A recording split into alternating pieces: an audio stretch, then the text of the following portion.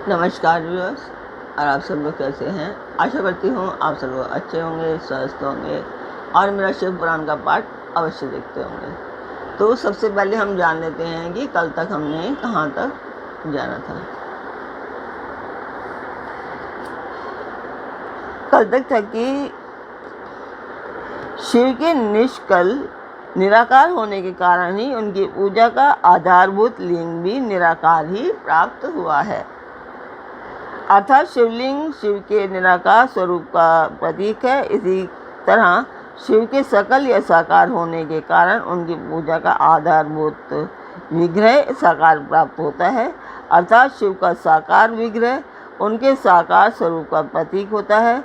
सकल और अकल रूप होने से ही वे ब्रह्म शब्द के कहे जाने वाले परमात्मा हैं। यही कारण है कि सब लोग लिंग और मूर्ति दोनों में ही सदा भगवान शिव की पूजा करते हैं। शिव से भिन्न जो दूसरे देवता हैं वे साक्षात ब्रह्म नहीं हैं, इसलिए कहीं भी उनके लिए निराकार लिंग नहीं उपलब्ध होता। पूर्व काल में बुद्धिमान ब्रह्मपुत्र सनत कुमार मुनि ने मंदरांचल पर नंदिकेश्वर से इसी प्रकार का प्रश्न किया था।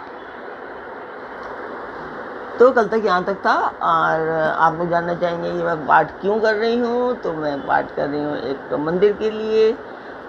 चाहती हूँ इसमें आप लोगों का सहयोग, कि आप लोग सब्सक्राइब करें, लाइक करें और शेयर करें, और अपने परिवार और मित्रगणों को भी सब्सक्राइब और शेयर करने के लिए अवश्य कहें। और पाठ देखते हुए लाइक करना बिल्कुल ना भूलें।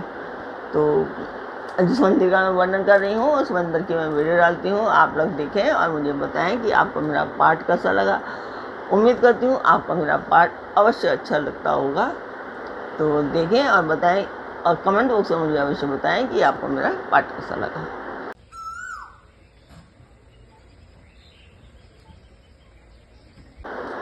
मंदिर की वीडियो आपने देखी, आपको मेरा पाठ कैसा लगा अवश्य बताएं कमेंट बॉक्स में।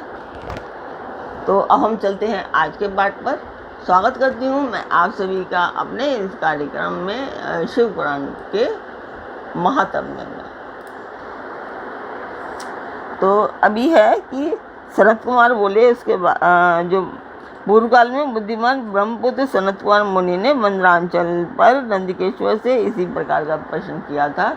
तो सनत कुमार बोले, भगवान शिव से भिन्न जो देवता हैं उन सब की पूजा के लिए सर्वत्र प्रायः बेर मात्र ही अधिक संख्या में देखा और सुना जाता है।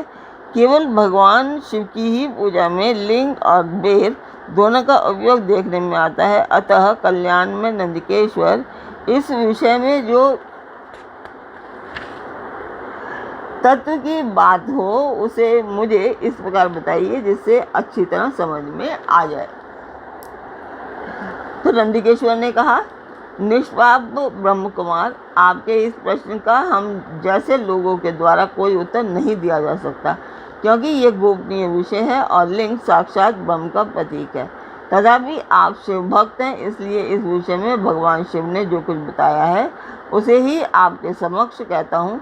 भगवान शिव ब्रह्म स्वरूप और निष्कल यानी कि निराकार हैं, इसलिए उन्हीं की पूजा में निष्कल और लिंग का उपयोग होता है। संपूर्ण वेदों में यही मत है। तो सनत कुमार बोलते हैं, महाभाग योगेंद्र, आपने भगवान शिव तथा दूसरे देवताओं की पूजन में लिंग और बेर का प्रचार का जो रहस्य विभाग पूर्वक बताया है वह यथार्थ है। इसलिए लिंग और बेर की आदि उत्पत्ति का जो उत्तम वृतांत है उसी को मैं इस समय सुनना चाहता हूँ। लिंग के प्राकट्य का रहस्य सूचित करने वाला प्रसंग मुझे सुनाइए। इसके उत्तर में नंदिकेश्वर ने भगवान महादेव के निष्कल स्वरूप लिंग के आविर्भाव का प्रसंग सुनाना आरंभ किया। उन्होंने ब्रह्मा तथा विष्णु के विवाद, देवताओं की व्याकुलता एवं चिंता, देवताओं की दिव्य कैलाश शिखर पर गमन, उनके द्वारा शेखर महादेव का स्तमन, देवताओं से प्रेरित हुए महादेव जी का ब्रह्मा और विष्णु के विवाद स्थल में आगमन तथा दोनों के बीच में निष्कल आदि अंत रहित भीषण अग्नि स्तंभ के रूप में उनका आविर्भाव आदि प्रसंगों की कथा कही। तदंतर श्री ब्रह्मा और विष्णु दोनों के द्वारा उस ज्योतिर्मय स्तंभ की ऊंचाई और गहराई का थान लेने की चेष्टा एवं केतकी पुष्प के शाप वरदान आदि के प्रसंग भी सुनाए। तो इसके आगे है महेश्वर का ब्रह्मा और विष्णु को अपने निष्कल और सकल स्वरूप का परिचय देते हुए लिंग पूजन का महत्व बताया। तो किस तरह बताया यह बताती हूँ। नंदकिशोर कहते हैं तदंतर वे दोनों ब्रह्मा और विष्णु भगवान शंकर को प्रणाम करके दोनों हाथ जोड़ करके उन्हें उनके दाएं बाएं भाग में चुपचाप खड़े हो गए। फिर उन्होंने वहां साक्षात प्रकट पूजनीय महादेव जी को श्रेष्ठ आसन पर स्थापित करके पवित्र पुरुष वस्तुओं द्वारा उनका पूजन किया। दीर्घ काल तक अविकृत भाव से सुस्थिर रहने वाली वस्तुओं को पुरुष वस्तु कहते हैं और अल्पकाल तक ही टिकने वाली क्षणभंगुर वस्तुएं प्राकृत वस्तुएं कहलाती हैं। इस तरह वस्तु के दो भेद जानने चाहिए।